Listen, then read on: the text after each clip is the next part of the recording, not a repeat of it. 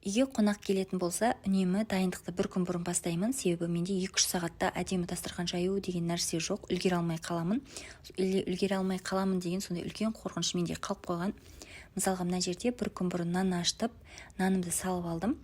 Одан кейін самсаның қамырын илеп, жайып, ортасына майын жағып тоңазытқышқа салып қойдым. Қонақ келетін күні таңертеңгісін ерте пісіріп аламын. Самсаның қамырын жасап болғаннан соң пирогтарымды да пісіріп қойдым, себебі пирогты міндетті түрде тоңазытқышқа бір күнге салып қойған жақсы, ортасындағы салмасы әдемі қату үшін. Мына жерде бір сметанный пирог және де тары мен қызыл ірімшік қосылған пирог жасадым. Қонақ келетін күні таңертең ертелеу тұрып, алдымен үйлерімді жинап алдым. Одан кейін бауырсағымды пісіріп алдым және де кешегі дайындап қойған самсаның қамырынан самсаларымды түйіп пісіріп алдым. Обедте осылай 2 түрлі салат жасадым. Ал обедтен кейін сағат 3-тен бастап дастархан жасауға кірістім. Ал сіздер неше сағат дайындаласыздар? Мен секілді бір күн бұрын дайындалатын қыз-келіншектер болса, видео астына жазып кетсеңіздер.